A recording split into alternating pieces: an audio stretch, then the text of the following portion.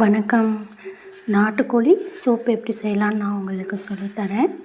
வரமல்லி ஒரு 2 ஸ்பூன் எடுத்துக்கோங்க.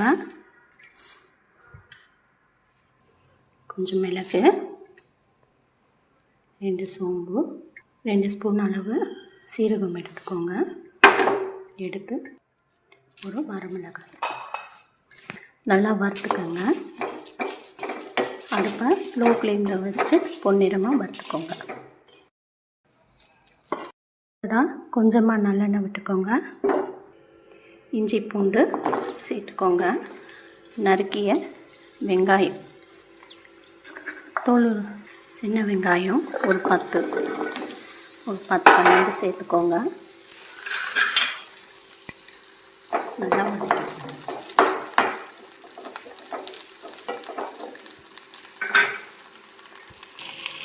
ஒரே ஒரு சின்ன சைஸ் தக்காளி கருவேப்பிலை சேர்த்துக்கோங்க. சேர்த்து வதக்கி எடுத்துக்கோங்க. வதக்கிட்டு இப்போ இதில் வீட்டு குழம்பு மிளகாப்பொடி ஒரு 1/2 ஸ்பூன் சும்மா அந்த ஃப்ளேவருக்காக கொஞ்சமாக சேர்த்துக்கோங்க. எல்லாத்தையும் நல்லா மிக்ஸ் பண்ணி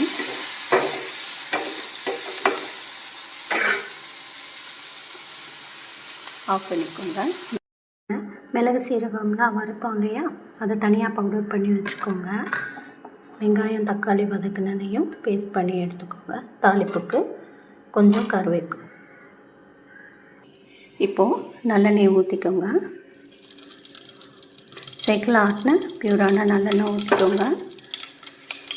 எங்கள் வீட்டில் பட்டை, கிராம்பு, லவங்கம் இதெல்லாம் போட்டு தாளித்தா அந்த ஸ்மெல் அவங்களுக்கு பிடிக்காது. குடிக்கும்போது அந்த குழம்புல அந்த ஸ்மெல். கருவேப்பிலை போட்டுட்டு க்ளீன் பண்ணி வச்சா கொஞ்சம் நாட்டுக்கோழி குட்டி குட்டியாக பீஸாக எடுத்துக்கோங்க. இல்லைன்னா நல்லா தட்டி எடுத்துக்கோங்க. நல்லா வதக்கிட்டு அந்த பவுடர் போட்டுருங்க.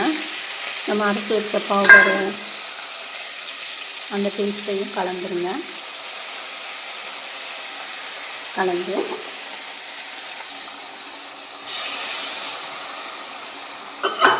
கொஞ்சம் தண்ணி கலந்துக்கோங்க. இப்போது இதில் கொஞ்சமாக மஞ்சள் தூள் போட்டுக்கோங்க.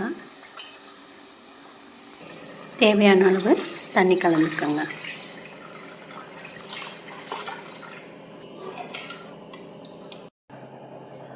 இதில் தேவையான அளவு உப்பு சேர்த்துக்கோங்க. நல்லா கிண்டி ஒரு 5-6 விசில் விட்டுருங்க. நல்லா கோழி எல்லாம் மையாக வேகிற அளவு விட்டுருங்க.